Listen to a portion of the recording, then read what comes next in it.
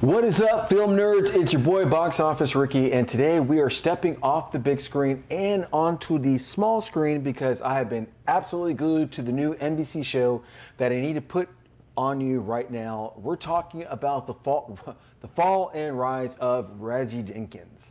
Now, first, let me set the scene for you. 20 years after a career-ending scandal, former running back Reggie Dinkins is on a mission to rehabilitate his image, and to do it, he enlists the help of an award-winning filmmaker to shoot a documentary about his attempted comeback. Rotten Tomatoes. That's Tracy Morgan as Reggie, an ex-football player trying to make his return, and Daniel Radcliffe as Arthur Tobin, a filmmaker who moves into Reggie's mansion to capture it all.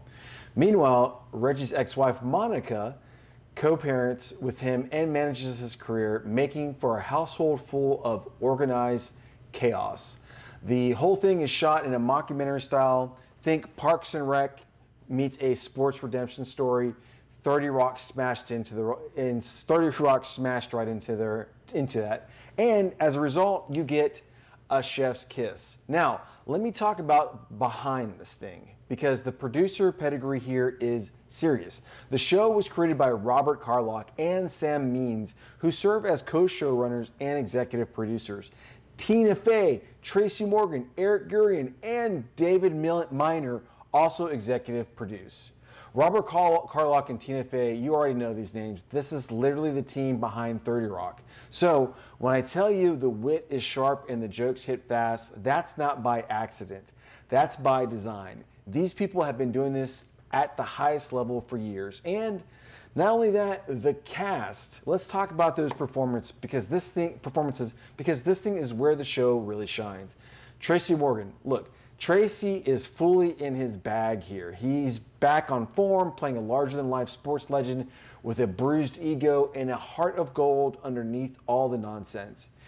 If you loved his energy on 30 Rock, this is going to feel very similar in the best possible way.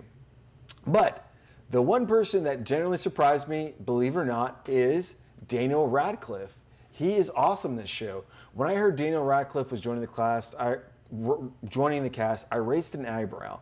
And this is a guy who has become one of the most artistically adventurous actors working today. Stage work, indie films, movie. I don't know if you've seen Swiss Army Man, the Weird Al Yankovic movie.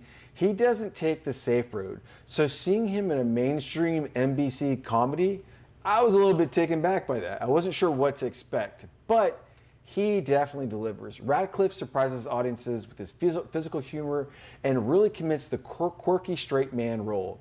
He fully sells the bit of being completely out of his element. The dynamic between him and Tracy Morgan is generally funny, odd couple pairing that only gets better as the season goes on. Rounding out the ensemble, you also get Erica Alexander and Bobby Moynihan. You remember from SNL?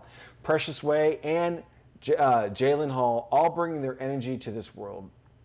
Okay, so what did I think of this overall show? Obviously, you can tell by my energy that I'm kind of liking it. So here's the real talk. I will say this: the show starts off a little bit slow. Like most comedies, it takes a while for the characters to click. The pilot is fine, but don't let that be your only data point. Trust the process, because here's the thing. By the end of the 10-episode run, you feel like you're a part of this world with all the inside jokes, and the show gets better and better as it's going. And what really got me is it's got so many funny pop culture jabs. The show is packed with sharp recurring gags and timely pop culture references. And by the way, Megan Thee Stallion shows up, which is hilarious. The throwaway jokes land fast, and if you look away, you'll miss them.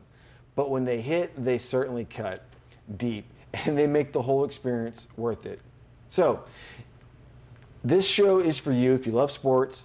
This show is for you if you love art house sensibilities crashing into mainstream comedy. And this show is absolutely for you if you appreciate writing that respects your intelligence enough not to explain the joke. Bottom line, the rise and fall of Reggie Dinkins is a slow burn ensemble with cast elite pedigree, a generally surprising cast dynamic, and jokes that reward patient viewers. Give it 3 episodes before you judge it. You won't regret it. And now, in case you're wondering where you can find it, you can stream it now on Peacock or catch it on NBC. Go watch it.